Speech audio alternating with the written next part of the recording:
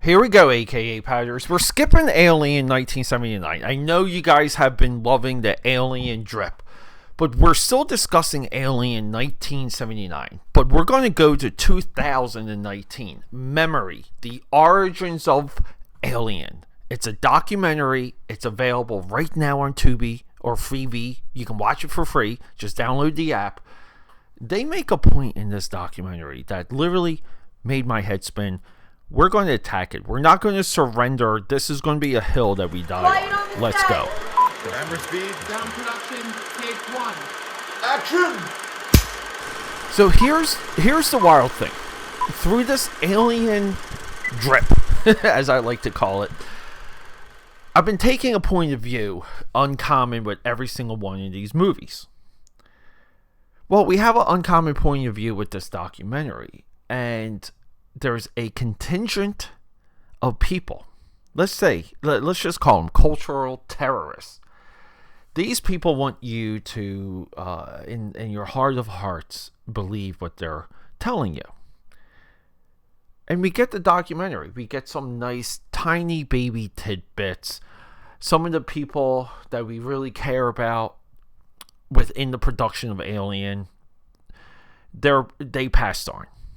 So we don't get a full perspective in the origins of Alien. We get a lot of hypothesizing, a lot of, it's like a little bit of this. Let me look back, I worked on this movie. Let me reflect and structure it as a way of speaking of destiny. In no form in this documentary do we get a sense that this movie was chaotic to start, as so many of these movies are. And things really didn't come to being until they hired H.R. Giger, and H.R. Giger designed the Alien. Everything else was in contention. It was a SHIT show. Ridley Scott helped, but the whole production of Alien, it's nuts. People like to act like it's Providence. But that's not my issue with this documentary. And why aren't we discussing Alien 1979? It's simple, AKA Padders, and welcome back to the show. It's simple. I don't know what else I can say about this absolute masterpiece. It's one of the top horror movies of all time. It's one of the top science fiction movies of all time. It's one of the top monster movies of all time. Alien is the greatest film designed creature of all time. It's not even close. It's everything else is a distant second. So in this documentary, we kind of go, and it's kind of fun to watch these sometimes because it maybe reminds you of things and gives you a different perspective, and in a way, Memory, the origins of Alien, acts like just a long form trailer for the movie. So watch the documentary, get hyped up, and get ready to go. They also make a ridiculous notion, and this is not the hill I'm dying on. I am getting so sick of everything getting compared to H.P. Lovecraft. In some way, so many of these conversations is structured around nuance, like intellectualism for film, like if there is such a thing. But the origins of Alien derive from H.P. Lovecraft and the old gods. It's so hyperbolic. It's ridiculous. It literally makes me throw up in my mouth. And so many movies now do this. They retcon just the air that was in the room during the creation of something. In no way in this documentary, too, do they tell you how much of a flash of genius Ridley Scott is, to where he can hook in on material like no other living human being.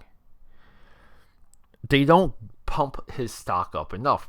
What we get is all these other individuals, Dane O'Bannon, right? We hear these names and we act like that they're gods, for lack of a better term. It's ridiculous. So we get into this documentary. We get like over an hour in, and we get this idea that Ripley, right? She's a progressive gal, and we need more Ripley. And Ripley was in the original script supposed to be a guy. Whatever, like until Sigourney Weaver auditioned. Until she auditioned, and we all know the details of her audition.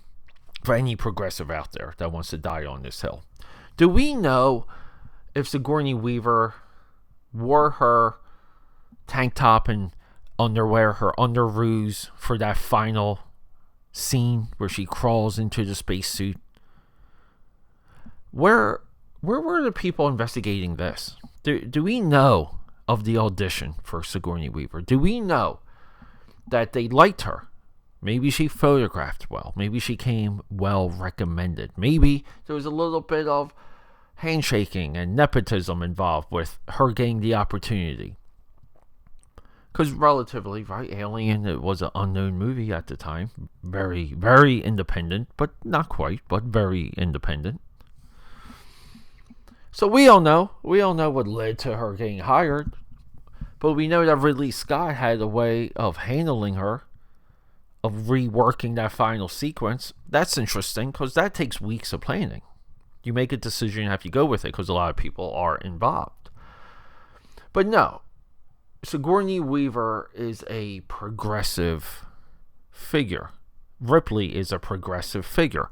This has nothing to do with this girl beat out the guy or whatever, or just convince the producers they could go in a certain direction, and maybe that direction was a tad bit more interesting than anything else they could have come up with.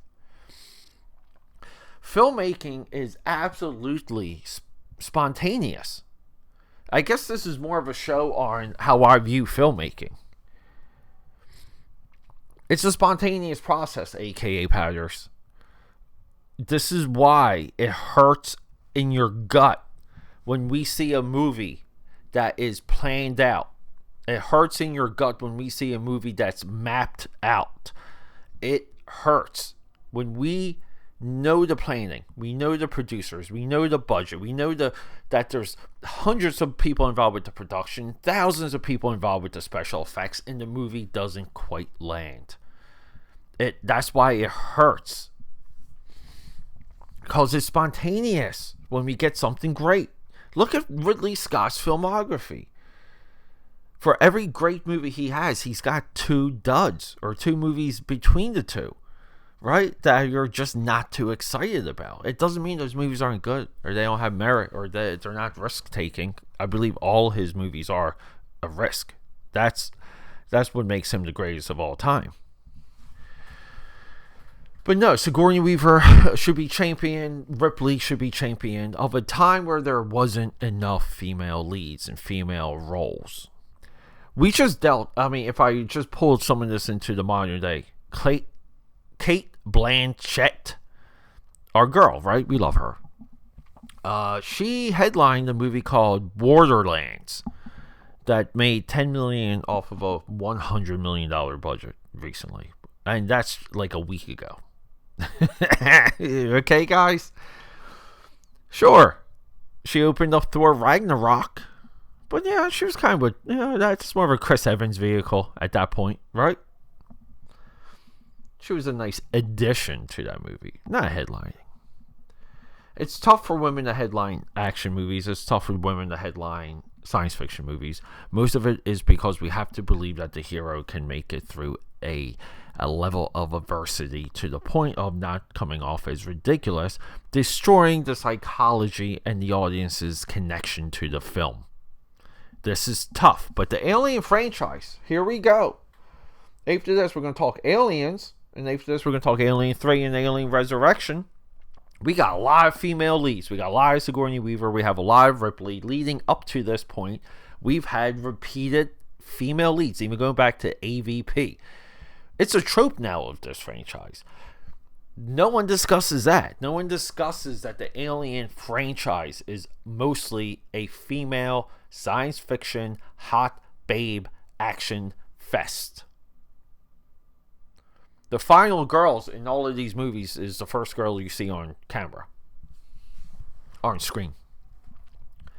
So I reject the notion, and I even reject the exploration of memory, the origins of Alien. I reject the positioning of this. I would love to talk to Alexandra O'Philippi. That's our filmmaker. What else has our filmmaker made? Let's see. Directed by, it's a guy. Alexandra O'Philippi.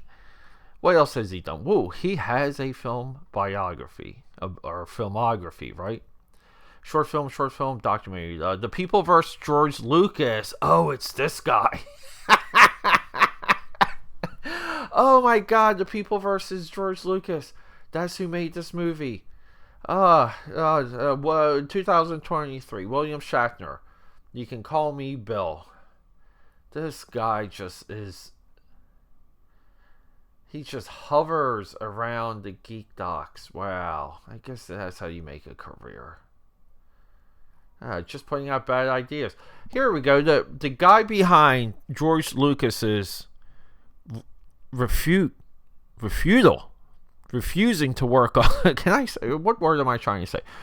If you guys want to know some of the psychology and motivation around George Lucas not being motivated ever to work on Star Wars again, look no further than the 2010 documentary, The People vs. George Lucas. And now this guy is absolutely corrupting how we have to view Alien. It's not even how we can view it. It's how we have to view it. Guys, I'm sorry. I did a little bit of a hate fest here. Don't watch... You know what? Don't watch this. Don't even... I know I was saying watch it, maybe judge for yourself. Alien 1979 is an absolute masterpiece. It's the only one of all of these movies that has the long gestation period. But if you watch them in order, that's an inconsistency. But hey, what the hell? Just watch a masterpiece and enjoy it. Stay away from this doc. Just do it. Okay, that's a wrap.